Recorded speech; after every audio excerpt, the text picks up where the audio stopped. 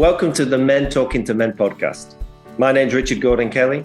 And my name's Gary Bridgman. Men Talking to Men podcast is a podcast that does exactly what it says on the tin. It's about men talking to men about their experience in a changing world. So please enjoy this episode and let us know what resonates to you.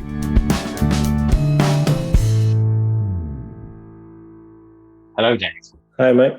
Oh, can you still hear us, Dave? Dave? Yeah. Yeah. Oh, yeah. So, hi, how are you doing? Oh, quite an introduction. Thank you. No, we're doing this thing that always kind of happens when you do these kind of talks, is that you start talking about something and you're like, oh, I haven't got record it. I'm not pressing record. And then we press record and we kind of lose that little bit of momentum we built about it. But we were just talking about podcasts and how you were asking us what the name is for this podcast and, you know, who the audience is. And both Richard and I were like, well, those are really good questions. We haven't sorted it out yet. So by the time somebody's listening to this, we've sorted it out. So, you know, but the point is that we're just kind of creating something and we're going to see how it unfolds. And you were saying that you were in the same position yourself with another podcast. Well, my podcast has a name and a co-host, just as you guys have names and you're each other's co-hosts. So that's, you know, something similar. Our podcast is called The Mental Easy Button.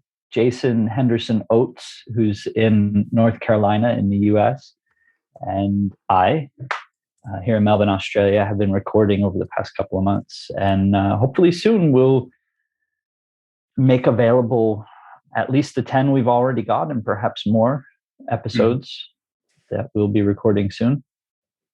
And we're just sharing about our understanding of subtractive psychology. And I know that's a term that not everybody uses. What do you guys? How do you guys refer to the inside out understanding or the three principles? Well, I don't, because I went down a kind of a more non-dual route after the three principles. So I'm more into I kind of, but it's the same thing. So you know, it doesn't matter. I know what you're saying. It's this idea of the more we empty our mind, the more we remove thinking from it, the clearer things become, and the more understandable things are, and the more you're able to show up as you are, rather than who you think you should be. Sure, that's definitely a big part of it. Yeah. I don't know. What about you, Richard? What about your? I'm just exploring on all fronts, basically, and being who I can be, and then see what happens from there. The 3 Ps was a main understanding for me, but I'm exploring it. I'm loving the discussions that I hear and see from other people. So I just explore life and then see where it's taken me for this moment. That's why I joined forces with Gary on doing the Men Talking to Men podcast, and the fact of working with other people with their own types of understanding experiences. So it's for me, I'm just unfolding and learning as it goes along, basically, and enjoying the ride. How would you see it? What's your point of view from over there? I think from the point of view is seeing that and knowing that we create our realities. For me, then that's just from there. I just unfold from there. I just play with all that.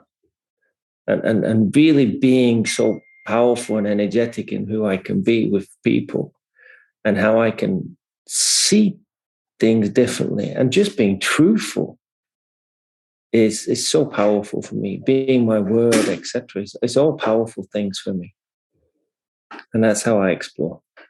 Gary, it sounds like they're giving the business to the person in the next cell over from you. Yeah, that way. Come on then. Gary, Dave, explain a little bit more of your background and what you're aiming to do, etc. What is your background? Well, are you talking about professionally and how I became familiar with the principles? Yeah, let's start with that. Well, in 2010, I started coaching, and I was trained in NLP and hypnosis. And over the next few years, along came mindfulness, and then the principles. And they all were just blending together in kind of how I showed up to be with people, to help people, serve people. That came from, like professional training. And then in addition to that, there was my exploration of laughter, which was something that was more like a personal hobby for exercise and socializing. And while it began that way, it quickly kind of spilled over into a deeper immersion and an exploration that showed me how impactful laughter can be on our health and our mental health and our understanding of ourselves. And so I just began to incorporate that with everything else that I was bringing into my work. And then over time, the laughter became more and more prominent for me. And then in 2017, I had a couple of really powerful experiences where I saw that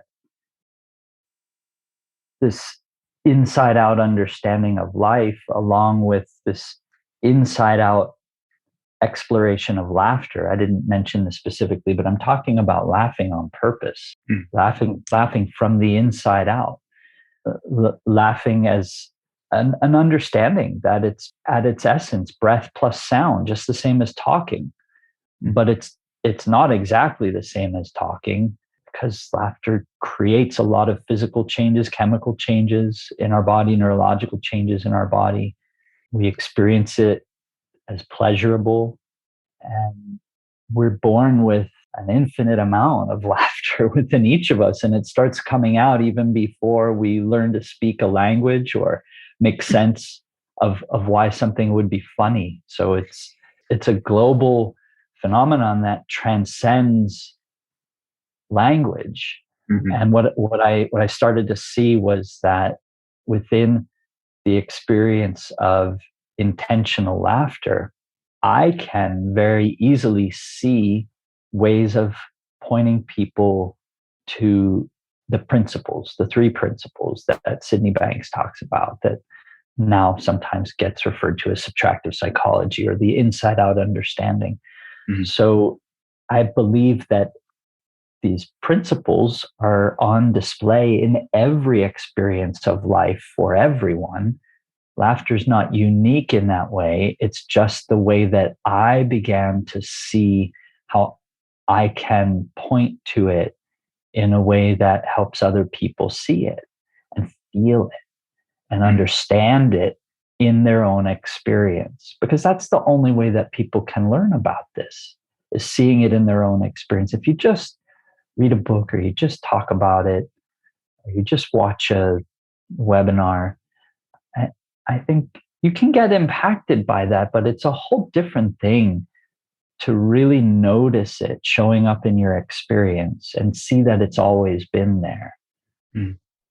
I really like that what you said about, and I hadn't really thought about it until you introduced that thought into my head, which was the fact that we laugh before we even have a conceptualization of what's funny.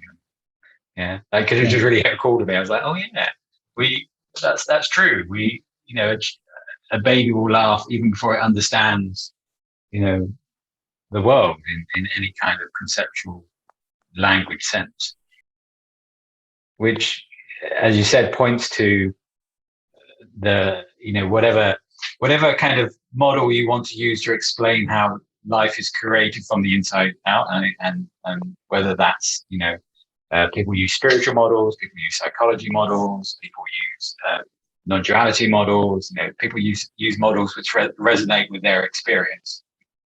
But all of them are pointing to that transcendental nature of life, that it is something which is created here and not created, through anything else. That the experience isn't coming from something out there and it's coming in. No, the experience is coming from here out, and that's how it's always been like that. And the realization of that is is sometimes a laughing moment for a lot of people. Yeah, yeah, yeah. Other people, it's like, oh crap. But Gary, there's one word you said that sort of didn't sit right with me, and it's explain. Mm-hmm. I don't think, in my experience, that relying on an explanation of the principles is really a great way to go about sharing the principles, sharing these concepts or the wisdom behind it all. So it's at best going to transmit intellectual knowledge. And so if we look beyond explaining and we just share experience, and we explore our experience, we look to the experience, what's new and different about laughing today compared to yesterday. And we laugh every day, and we can see from one experience to the next, certain things are constant, certain things change. We can identify kind of the blueprints or the fingerprints of the principles that are present in every experience. And it's not unique to laughter.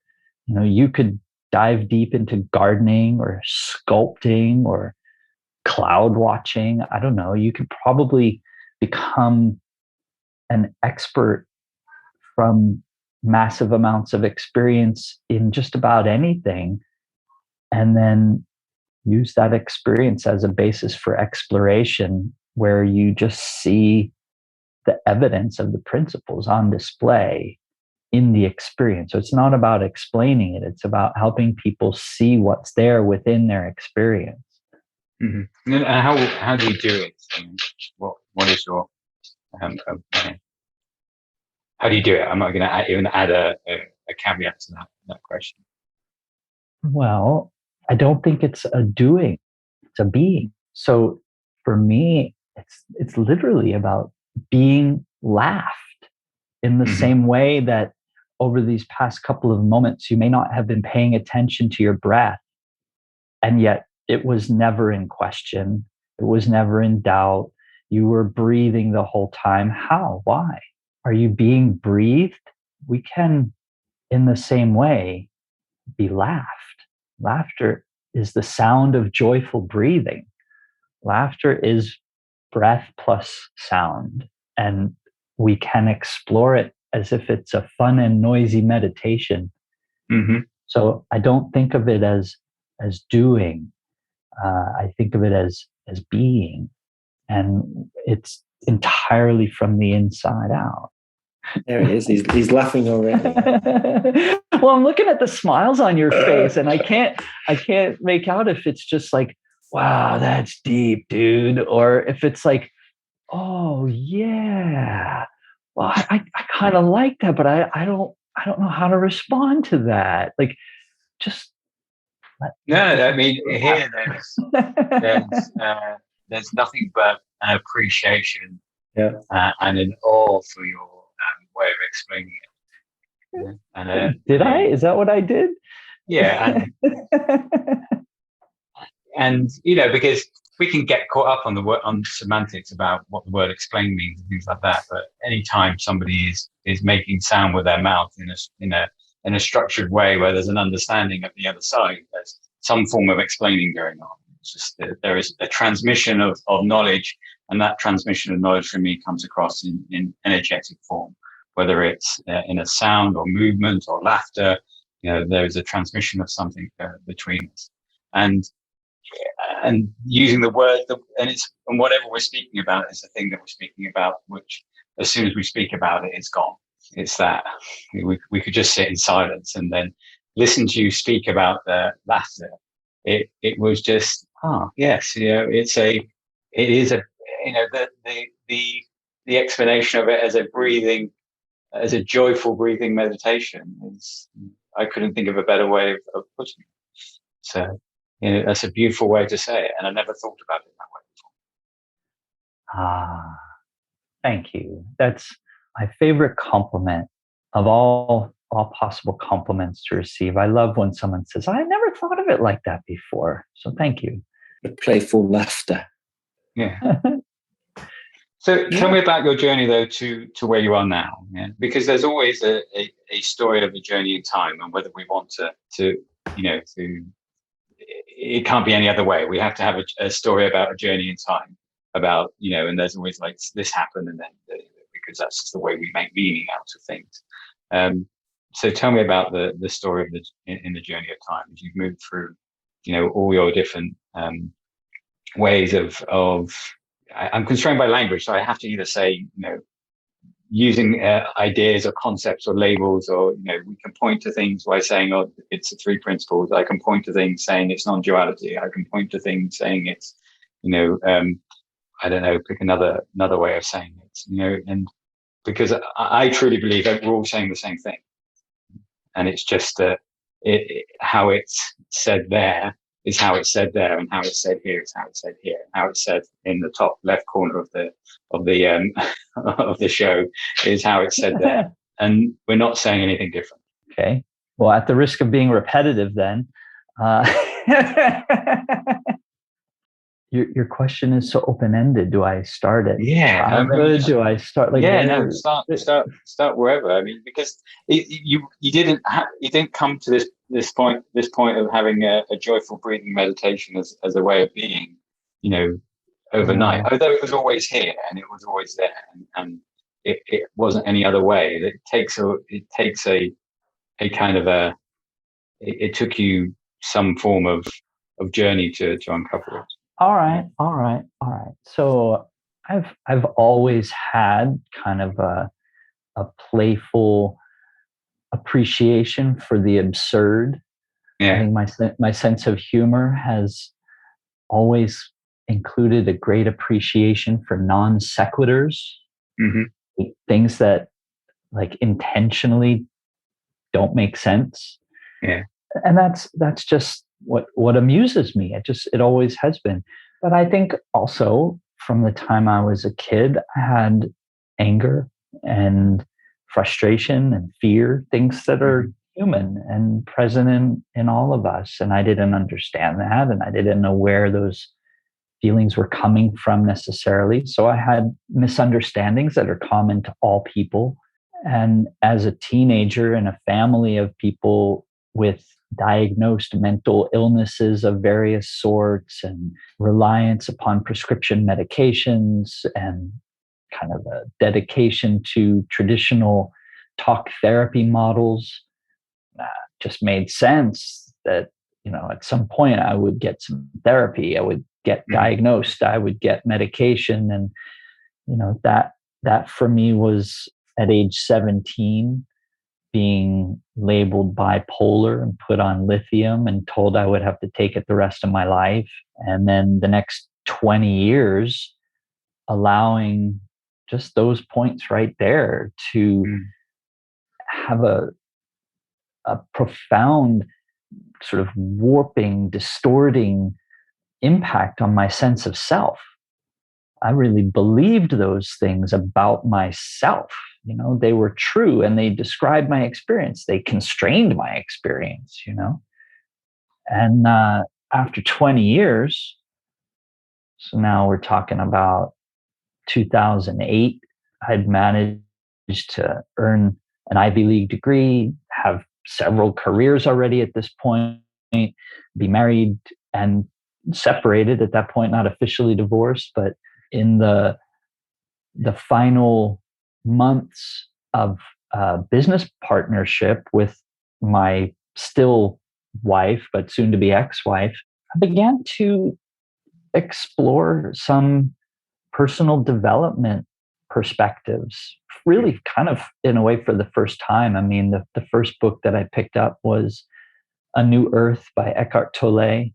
And that began a big change for me because it was the first time I attempted meditation, just sitting silently in meditation. And what came about from that was the beginning of discovering I could calibrate my intensity.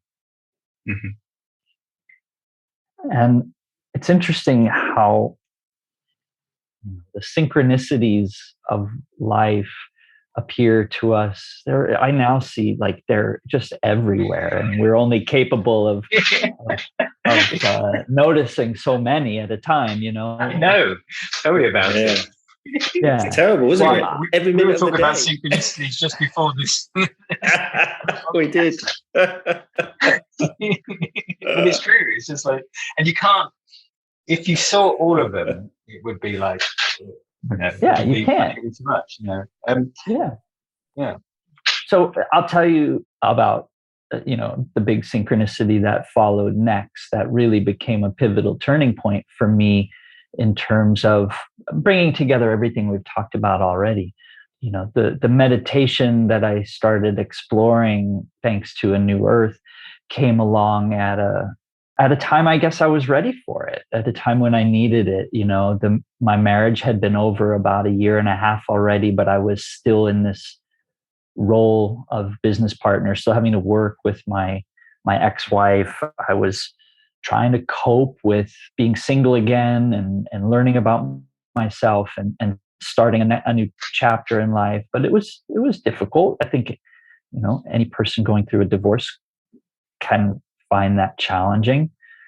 And after a little while, exploring meditation and that book, A New Earth, I finally found myself ready to start dating again. And I put a message on a website. It was Craigslist. They don't do dating anymore, but I was in Northern California at the time, and so I put a message on Craigslist, just like describing some things about me and my life, and attracted a bunch of different responses. And one of those responses was from a woman named Courtney, who I didn't know previously, and I really still don't know her. But the one time that we met, the one and only time in all these years that we ever met, she told me about this book. Oh, my screen is blurred. I have to unblur. Let me unblur. It's so worth it. Okay. I'm in the wrong place. No, you're all right. You should be there. Yeah. Go ahead. I want to show this. None. There we go. So this book, Pronoia, is the antidote to paranoia. How the whole world is conspiring to shower you with blessings. Written by Rob Bresney. Mm-hmm. So this woman who just popped up out of nowhere in my life and told me about this book that really changed the course of my whole path since then.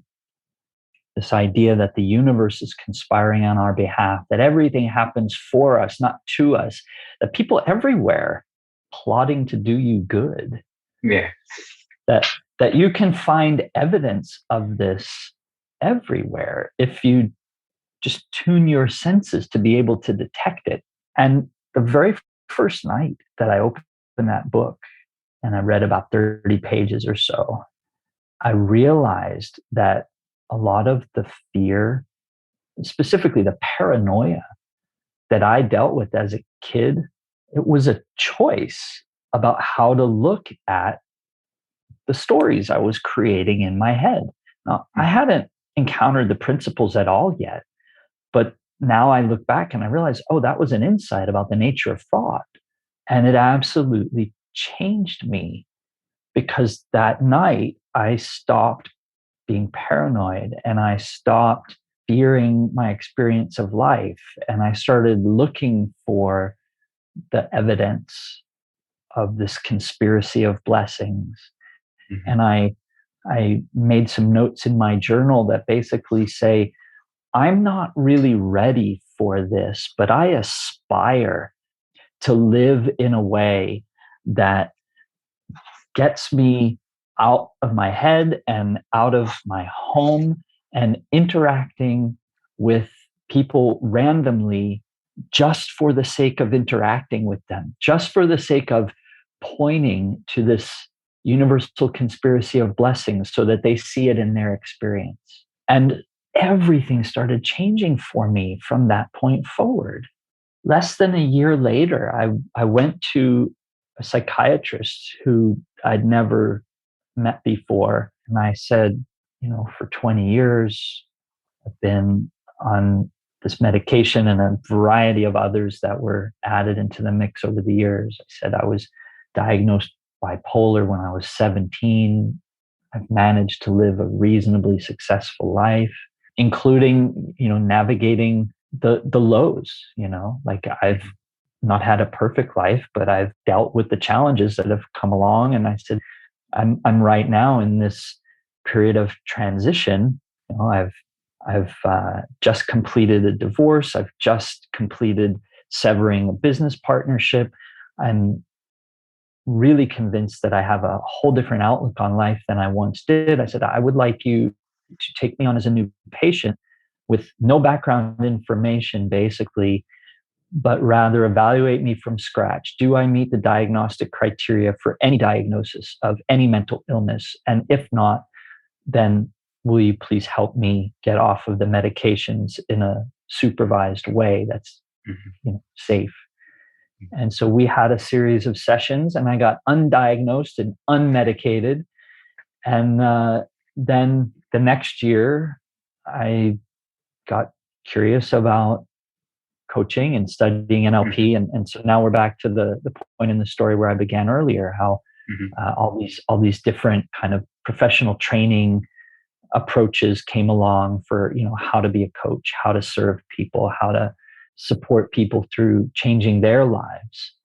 And, in the beginning, that was something I did sort of, by the book, like, using what I was taught. But then as more time went on, I let go of all of the techniques and sort of just discovered my own way of being with people that could account for the combination of everything that I've learned and discovered. And that's probably a good place for me to shut up and let you guys talk or ask more questions. There's certainly more turning points along the way, but I think that's like the big picture of my story.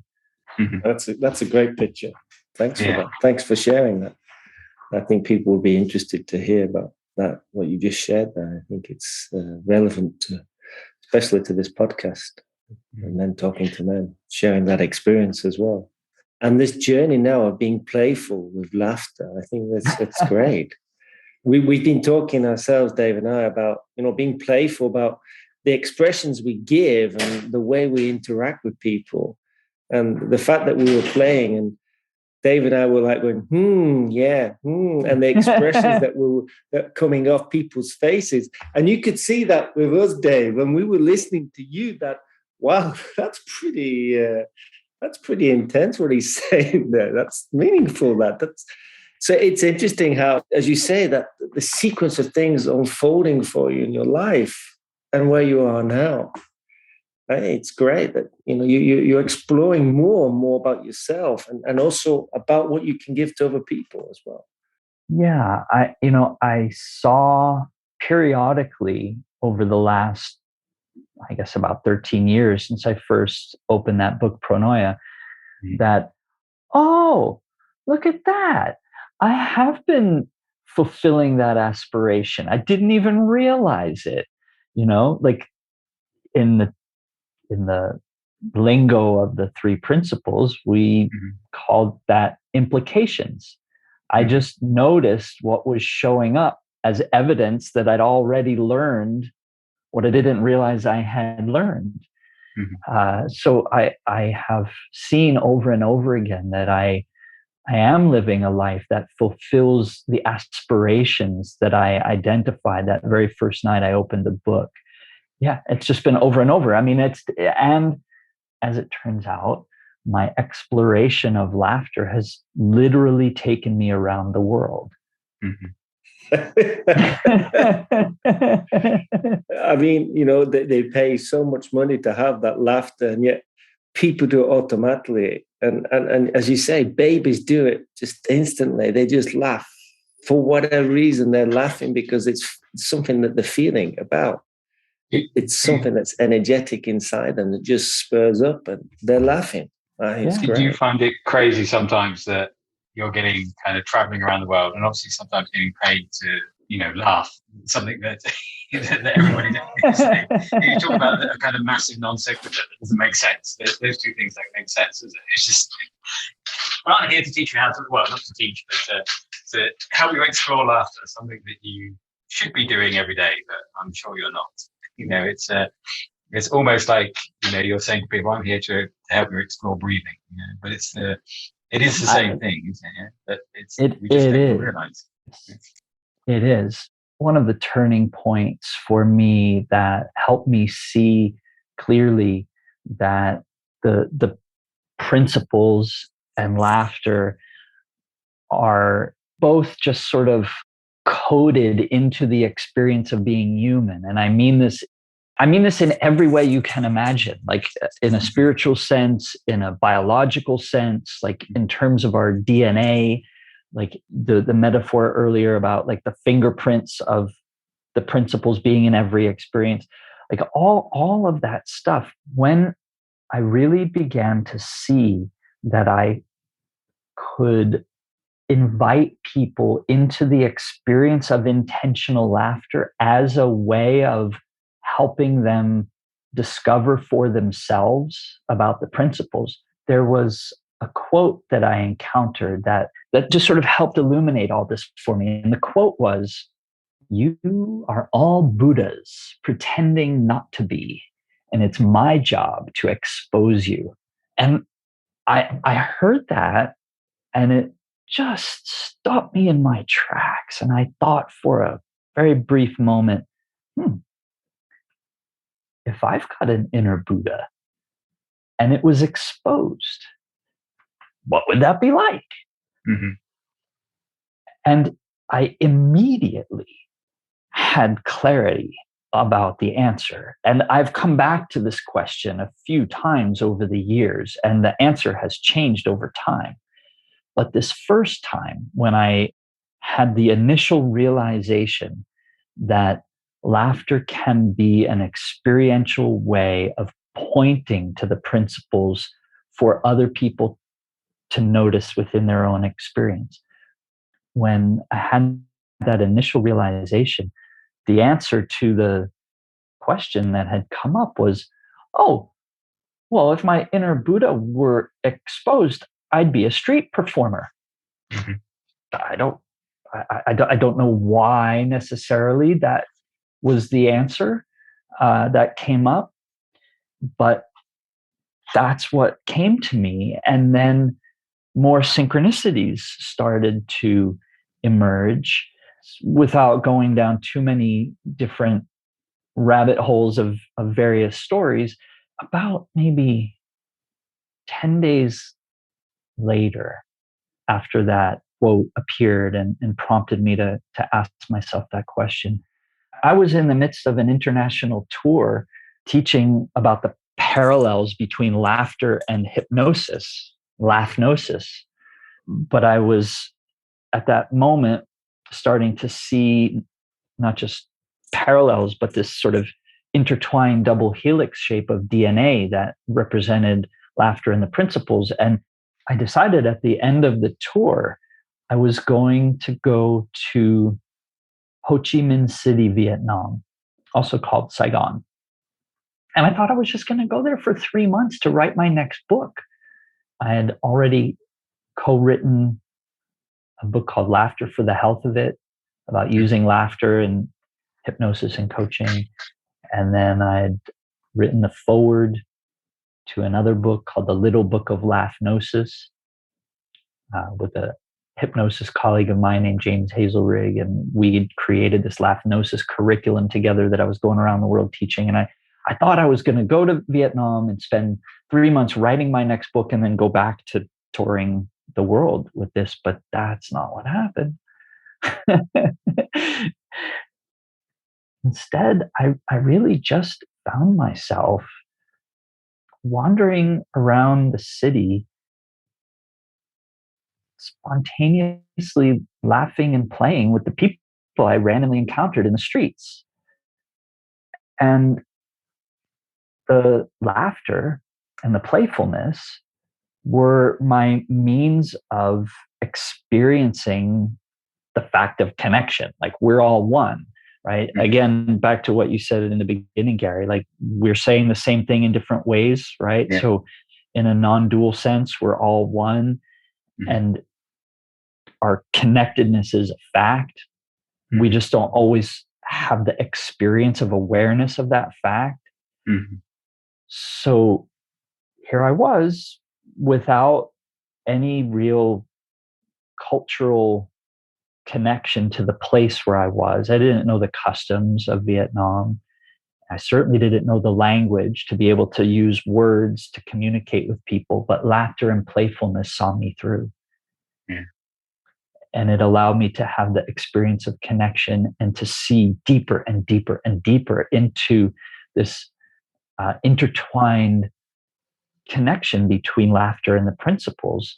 So another way of describing that for people who are already somewhat familiar with the principles, it was like I had a lot of intellectual knowledge that became embodied understanding from those experiences in Saigon. And that just allowed my work to continue to evolve. And eventually I realized, oh, what do you know? I've become a street performer, just like that day in the Netherlands when I heard that quote about the inner Buddha. I didn't realize, I didn't like set out intentionally, okay, I've got a plan now. I'm going to Saigon to be a street performer. Like, completely escaped me until it was already well in progress. And at the same time, or maybe even, at a different point along the way during my time in Saigon, I realized, oh, would you look at that?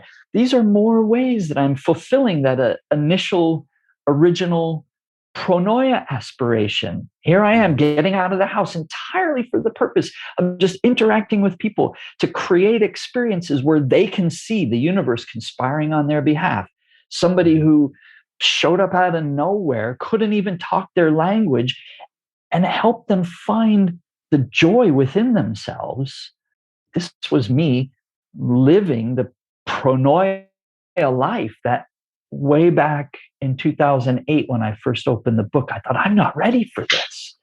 I'm still trying to figure out how to be single again and go out on dates and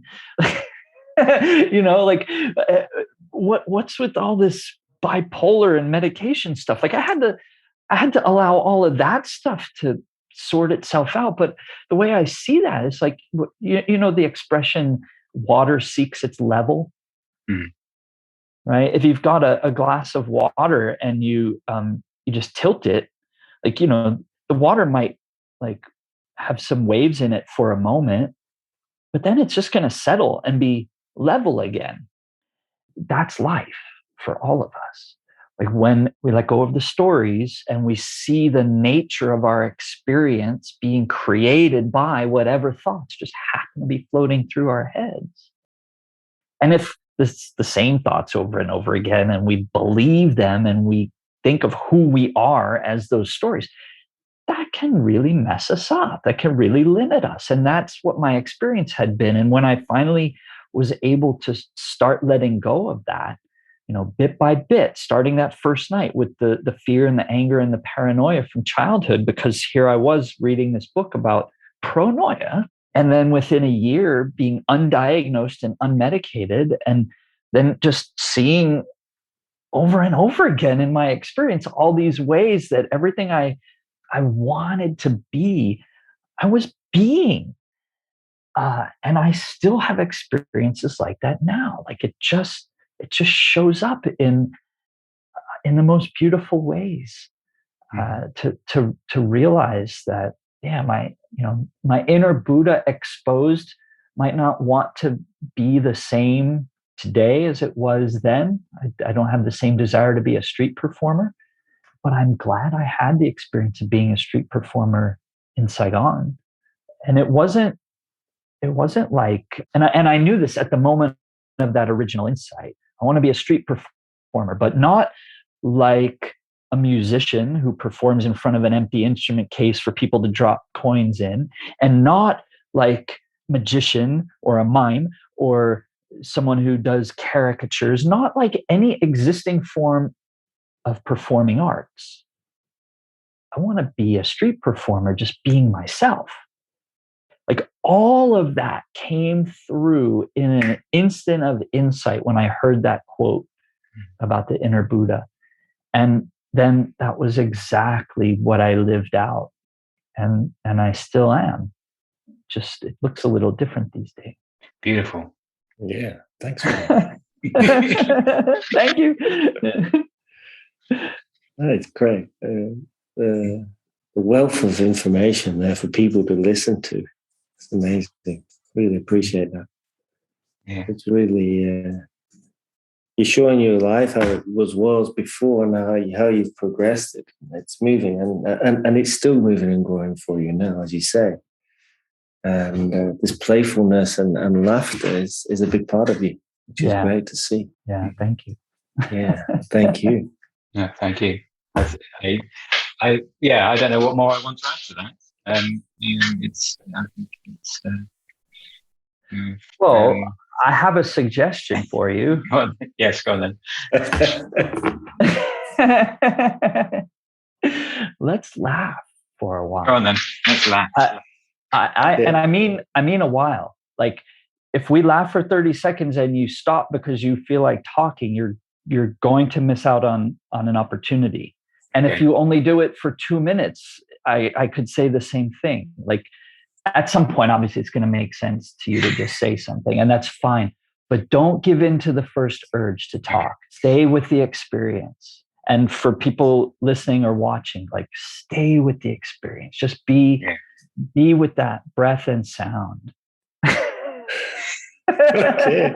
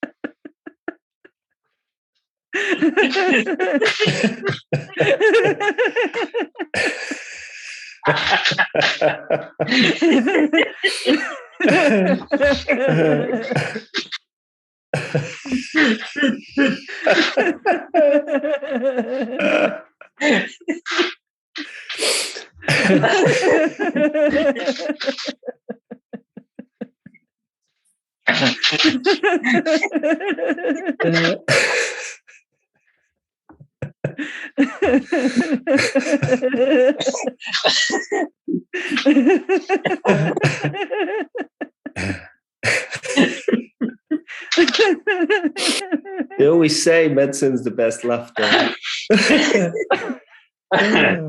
Fantastic. Strike that. Reverse that. Say that again, Richard. I said the medicine. They always say the medicine's the best. Laughter is the best medicine. So medicine's the best laughter is laughing. Yeah, fantastic. Yeah. There was a moment in there, isn't there? There's a moment in there where you surrender to it. Yeah, and yes, do that first. There was that point where there's that bit of that resistance, and then it's just I'll let it go and just surrender to it and see what happens. Yeah. Yes, that's why I said please don't stop short. I think almost guaranteed to run into that. And what a great opportunity to learn about yourself, because where is that feeling of resistance coming from? Yeah. Don't just say where. Say where. Yeah. Where?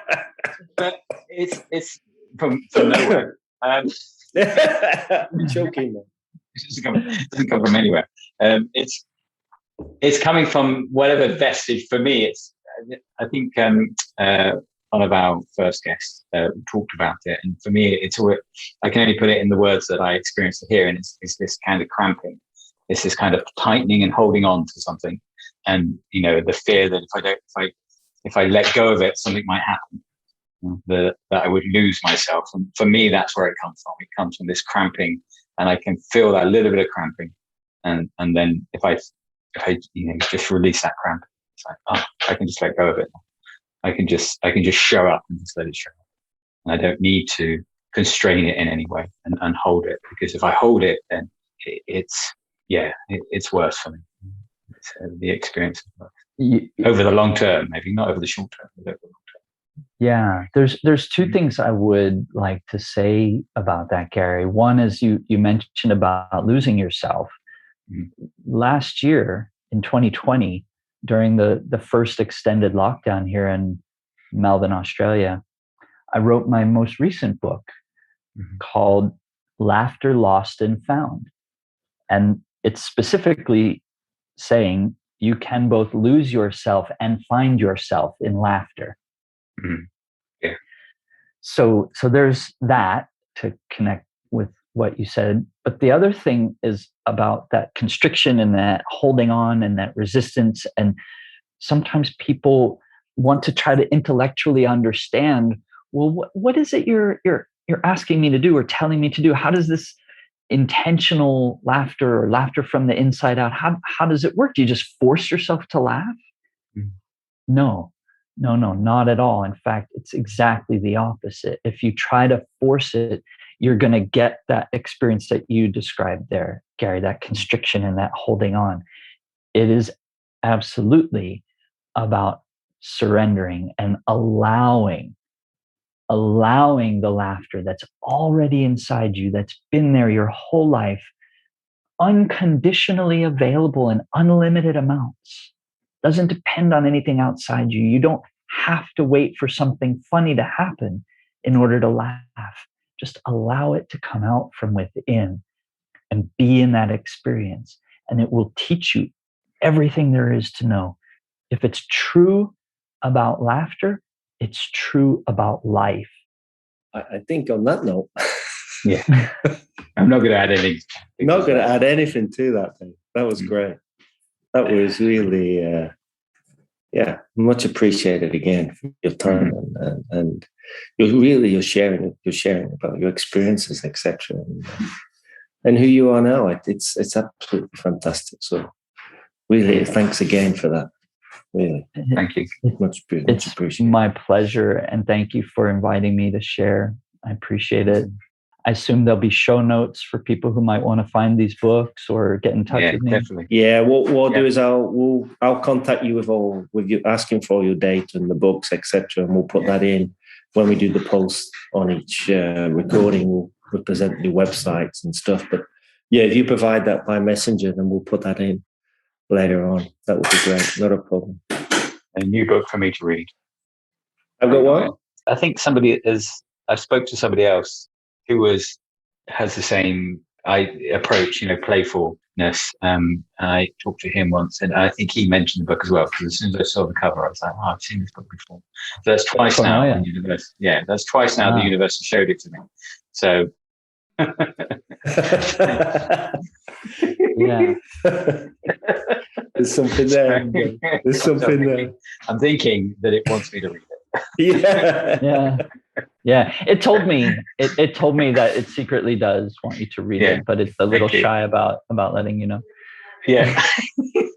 Good. Thanks for that. I wish sometimes it would be a little bit more in my face. It's just showed it to me twice. There you go. Cool. Good. So yes, thank you very much for joining us. Yeah, appreciate it, Dave. You're welcome, and thank you. All the best. Pleasure. We'll keep you in whatever laughter comes next. Yeah. Well, can I offer you a gift? Would you like to? I literally do laugh on purpose every day with a group of people from around the world. It's called Laughter Gym. We meet on Zoom, and we laugh for 15 minutes, uninterrupted, no instructions, no interruptions. We just laugh for 15 minutes. And then we talk about the experience. And it's always new and different, of course. Every single day, the experience of laughing is different. Every day, the conversation is different. And for me, this is how I share the principles. And these daily sessions are not recorded. We have a bit of a motto that says, all of you is welcome here. Mm-hmm. So if you find yourself, like you described, sort of tensing up, restricting, holding back, whatever, or you come in with anger or sadness or whatever, all of you is welcome here. Just show up as you are. But it also means, when we say all of you is welcome here, it also means when you surrender and have the experience of being laughed, when the universe is laughing you, and whatever wants to come through, whatever ideas you are inspired to share, we want to hear, because that all of you is welcome here too. So I would love for you guys to, drop in on the Laughter Gym, be my guest, and have a full proper experience. This 1 minute business is, like Charles Clay. The 1 minute business is Charles Clay. I feel I'm sweating already thinking. It's like an hors d'oeuvre, like come for the main course. And you dangled the carrot in front of us, Dave. That's what it was. Yeah. So this is a group coaching program that I run. Mm-hmm. People pay to be part of it. It's been going, the Laughter Gym started as a free thing right at the beginning of the pandemic. And for the first 9 months, I hosted sessions every 12 hours, sometimes more often. I was absolutely committed to hosting Laughter Gym twice a day, 9:30 a.m. and 9:30 p.m. my time. Why? Because that was my inner Buddha exposed at the time, like just sitting and laughing with people around the world. So it's evolved a little bit over time. Now it's just once a day, and it's a paid program. But I would love for you guys to just drop in if you want and check it out and have a fuller experience and be part of the conversation. If you want, I will send you the Zoom link and you can join us. Please do. I guess I'm just thinking it's 9:30 a.m. here, so it's 1:30 a.m. for you guys. But our clocks are about to go forward an hour this weekend. Okay, that's good news. Right. So then it'll be 12:30 a.m. for you. Yeah. You guys have your clocks going back soon, don't you? Who knows? Time is kind of like, Well, we think we can adjust Belgium, it by moving our clocks around, and somehow it's going to be earlier and later. But there you go. Do you change the clocks in Belgium? Is that part of we do. Yeah. You do. Okay. So you're in the Northern Hemisphere? Yeah. Right. So you're going into autumn. So your clocks are going to go back. Yeah. So that means when our clocks go forward this weekend, it will go from 1:30 become 12:30. When your clocks go back, it will go another hour earlier. So soon enough. It's 4 o'clock here now. So it'll be 3 o'clock. Yeah. 3 o'clock in the afternoon now.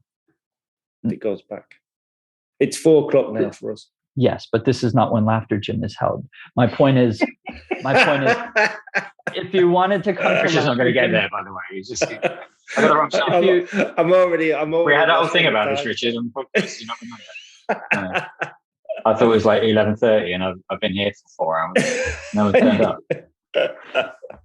If you want to come to Laughter Gym tomorrow, it'll be at 1:30 a.m. your time. If you wait until Monday next week, it'll be at 12:30 a.m. your time. If you wait until Belgian clocks get turned back soon, sometime, I don't know exactly when, it will be at 11:30 p.m. A little more reasonable.